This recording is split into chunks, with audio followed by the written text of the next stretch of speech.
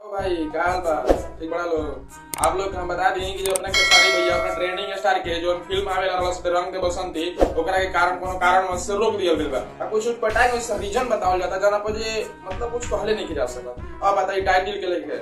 अरे भाई नाम के जो रंग दे बसंती नाम बा ना ओकरा से पहले राम बिस्मिल लिखले रहला तो सबसे पहले उनकर कॉपीराइट बा। उ आके त कहत नहीं कौन हमार कॉपीराइट बा। खैर मैटर कुछ भी हो लेकिन ओकरा कुल मिला के तो रिलीज ना होके दिया कोनो बात नहीं के तू डाड़े डाड़े तू पाते पाते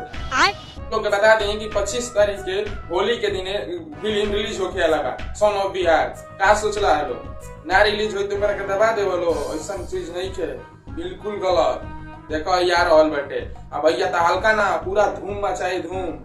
पूरा एकदम बवाल एकदम भाई खेसारी के जितना भी लोग बावे उनकरा के देखे वाला चाहे वाला वो भैया खेसारी नमवे में सिर्फ नहीं थे ब्रांड बा ब्रांड और ब्रांड खातिर लोग अपन दिल दिमाग किडनी गुर्दा हर चीज कुर्बान कर देवे वाला इतना वो बंदा के प्रति एक्साइटमेंट रहेला कि ओकर एगो गाना आवत नहीं कि मतलब चंद मिनटों में ये गाना ट्रेंडिंग में पहुंच जाला। यही से अंदाजा लगा लो लोग कि भाई फिल्म हेवी बजट के रहला सके रंग दे बसंती तो ओकरा के खेसारी के नीचे दिखावे खातिर कोनो भी मकसद से ओकरा के रोक दियो गई तो कोनो दिक्कत नहीं के भैया वही आवत न एकरे के पूरा हिट कर देल जाई। टेंशन तू मत लो तू निश्चिंत रह रिलीज कइल जा पूरा ओकरा खेसारी टीम के और पूरा खेसारी टीम के स्वागत रही 25 मार्च के आवे दिया होली के उपलक्ष्य में वो फिल्म।